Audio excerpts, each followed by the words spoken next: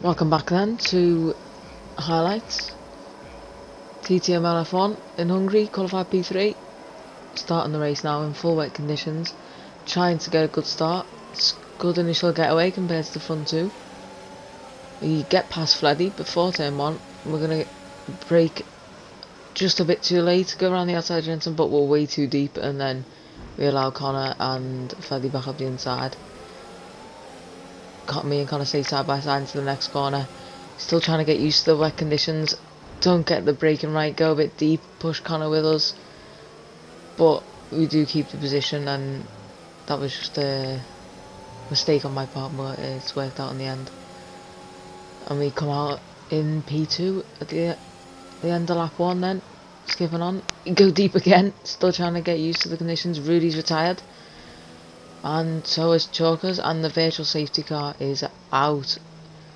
But as you'll see in a few seconds, it gets upgraded to a full safety car. So yeah, we get to the end of the first lap. We've caught up to the safety car, and the weather's telling us that it's drying up a little bit. So we decide to pit in for the Inter tyres, do something different to Jensen. See if the strategy's going to work. Do a bit of a yarn at me as he did in the F1 esports, but from the start of the race.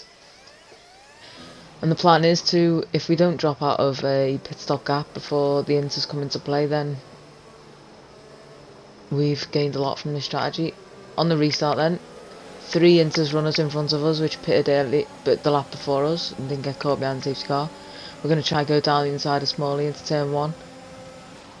Brake a little bit later than him, hit the apex nicely, get some better traction, and we are past, and we get much better traction than Funky Chicken actually. So we're going to try and go down the inside into turn 2. We managed to get the move done. He just backs out of it and try and hold anything around the outside. Just get a big snap of oversteer on the exit, but doesn't make too much difference. Lynx sneaks through as well. Inters have come into the window now, so we are actually faster than the wet runners. So we're going to try and make some moves. Need to get past Bashley to be the lead into runners. So we were going to go down the outside here, but he comes back onto the racing line, so we send it down the inside. He actually hits the back of Zuidema, and that easily gives us a position, and we are up into 7th place. Skipping on then to the end of lap 5, going into the last sector. We fake a move down the inside, but Zuidema goes a bit deep, which allows us to go right down the inside. Easy little move there. And TTG Luca on the outside of Freddy actually comes into the pits, so that's another position. These guys all coming in for Inters now. The leaders in the pits, Jensen also, and we are right on the back of Fleddy. So net P1 then, strategies worked out perfectly. Fleddy now, we're going to try and get past him. He goes really deep, very far, goes off the circuit, and that's another position gained. And 2.5 seconds is the gap to Boss wanted, and on the end of the 6th lap, the same lap as he was just 2.5 seconds behind, we're right on the back of him, having to stop behind him, and we're going to go down the inside for an easy move because the wet tyres are really not working at this point. So we are in provisional lead as Connor comes into the pits. And now it's just to try and get used to the Inters conditions, set a few fastest laps. We've got the pace on track. We pull the gap out to Basti, as the main rivals are further down the field in the train. And coming on to lap 15 then, we've pulled the gap out to 7.5 seconds. And there is a crash and safety car is deployed, so that gap is destroyed. There's 10 more minutes of rain, as Jeff tells me there, which is a confusing one because I was debating whether it would dry up at the end of the safety car, but it doesn't. So we're going to just restart on the Inters, and we go early, go really deep around the last corner to try and get a good exit and get the run away from Lynx. And Lynx gets a good restart, but he's not quite close enough, and Smalley's actually had an awful restart, so we've got a big gap to P3 again. And then lap 27, it's actually got dry, So we've decided to come in for some softs, and as we're coming in, safety car gets deployed, so that big gap that we had to P3 is gone yet again.